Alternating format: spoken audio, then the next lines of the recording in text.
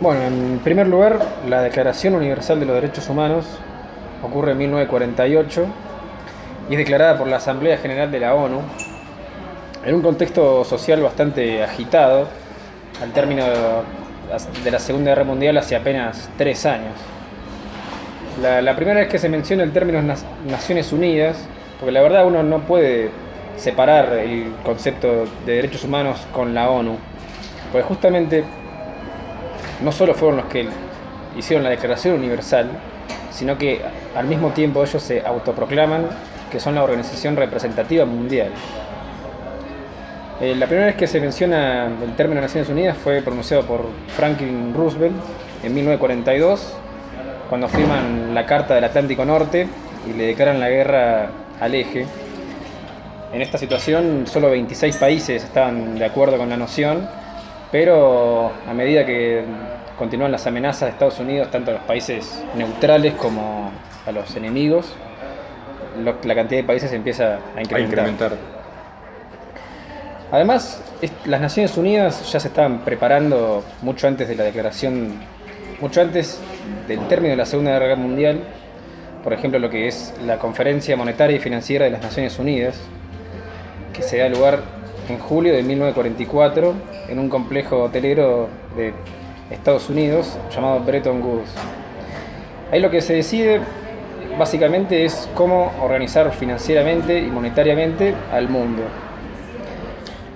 Para dejarlo en claro, por supuesto, es la diagramación de una ley mundial completamente liberticida y antitética de la idea del libre comercio y de la espontánea relación entre los individuos independientemente de sus naciones. Por el contrario, con el Fondo Monetario Internacional, el Banco Mundial y otras instituciones que surgen a partir de Bretton Woods, junto con la incursión del dólar como moneda internacional, se crea un nuevo cuadro de intervencionismo global del cual es prácticamente imposible escapar. Así es. Y todo esto acompañado del Plan Marshall, que empieza a funcionar terminada la Segunda Guerra Mundial. Además, el propio George Marshall recibe un hermoso premio Nobel de la Paz por sus acciones. Sus maravillosas acciones, que consistieron en, recordanos en qué consistía el Plan Marshall. Sí, en financiar y ayudar a todos los países devastados de la Segunda Guerra Mundial. Condicionándolos para que luego sean aliados sumisos y obedientes a los Estados Unidos. Y con sus respectivos intereses devoradores. Todo esto catapulta a Estados Unidos a la Guerra Fría.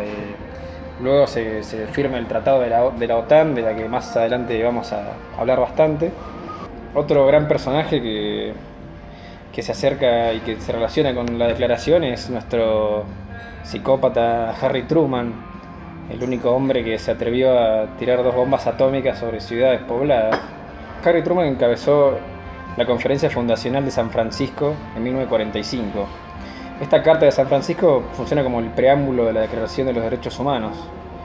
Para echar un poco de luz sobre el asunto, básicamente la idea del derecho humano, que debe ser garantizado por la Organización de Gobierno Mundial, que es básicamente la ONU, es un punto de inflexión a partir de que los Estados Unidos y la Unión Soviética se constituyen como las 2 superpotencias en reemplazo de todos los imperialismos anteriores que quedan reducidos o sometidos bajo su órbita: Francia, Reino Unido, etc.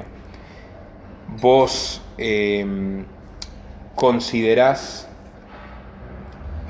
que el triunfo del triunvirato genocida de los Estados Unidos bajo comando de Roosevelt y luego de Truman, la Unión Soviética stalinista y el Imperio Británico sobre los tiranos del Reich, tiene alguna implicancia en el contenido de esa carta? Sí, justamente la Declaración de San Francisco de 1945 propone que con la cooperación de todas las naciones se va a llegar al fin de la opresión y la tiranía. Y quienes suscriben a dicho acuerdo son en efecto responsables de haber cometido los mismos crímenes que le imputaban a Hitler durante más tiempo y con una mayor cantidad de víctimas.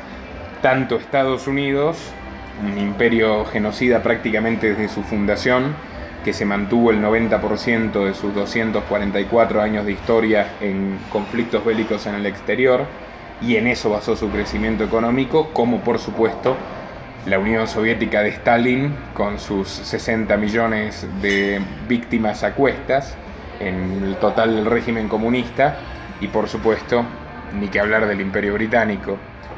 Lo interesante en este caso es que por primera vez, ya existía por supuesto la Sociedad de las Naciones, pero por primera vez se le da una entidad real a esta idea de alianza entre estados, y por supuesto lo único que puede surgir de una alianza entre estados es el perfeccionamiento de la opresión sobre los distintos sujetos, o sea, sobre los distintos individuos que sostienen por la fuerza a estos estados.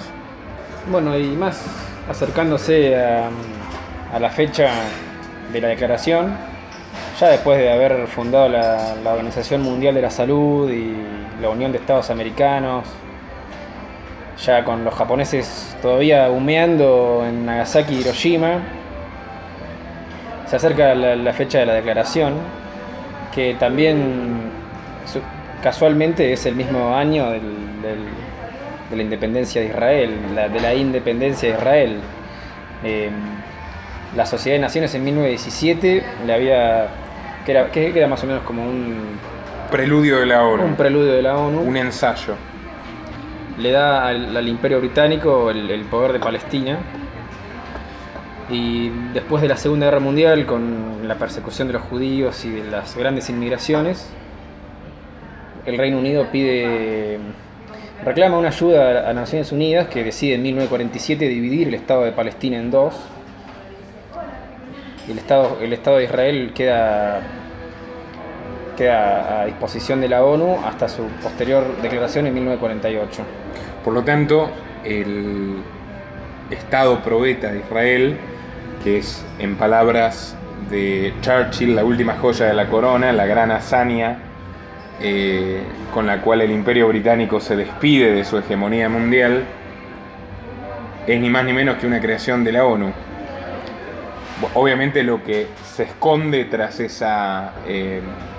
tras ese show, esa mise en scène de estatismo y de buenas intenciones, es que millones de palestinos que habitaron allí básicamente durante milenios y que le dieron el nombre a esa región, incluso antes de que sea una provincia romana, fueron arrancados de los pelos de sus propias casas y enviados a campos de concentración, literalmente, para que entren a disposición de los colonos judíos británicos, siendo que ya había judíos en Palestina que convivieron pacíficamente durante siglos. O sea, así comienza la historia del mayor genocidio contemporáneo, que diezmó demográficamente y sometió a todo tipo de abusos y crímenes de lesa humanidad a la población palestina, y es ni más ni menos que coincidente con el inicio de la ONU. Bastante pintoresco, creo yo.